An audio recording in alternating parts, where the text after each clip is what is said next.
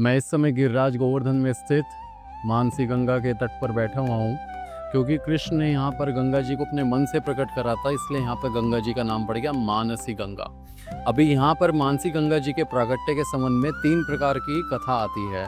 पहली लीला, इसी स्थान पर कृष्ण ने एक राक्षस का वध करा था जिसका नाम था वृषभासुर। क्योंकि वो सांड या बैल के रूप में आया, ठाकुर जी ने उसका वध कर दिया। तो गोपियों ने बोला अब तो आप अपवित्र हो गए, पवित्र होने के लिए आपको गंगा जी में जाके स्नान करना पड़ेगा।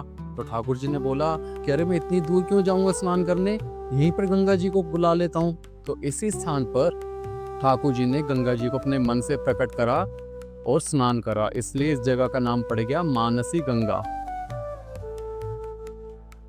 मानसी गंगा जी की दूसरी प्राकट्य लीला के अनुसार एक बार यशोदा मैया, नंद बाबा सभी ब्रजवासियों के संग गंगा जी में स्नान करने हेतु जा रहे थे। तो रात्रि के समय उन्होंने इसी स्थान पर ही विश्राम करा था। तो ठाकुर जी ने सोचा कि जितने भी तीर्थ हैं वो तो सब ब्रज के अंदर ही विद्यमान हैं, तो इतनी दूर जाने की क्या आवश्यकता।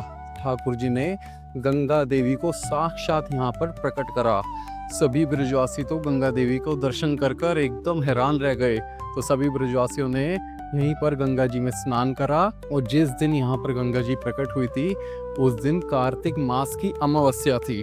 तो आज भी कार्तिक मास की अमावस्या आने पर सभी लोग यहाँ मानसी गंगा में आके स्नान करते हैं, दीपदान करते हैं और पूजा आदि करते हैं।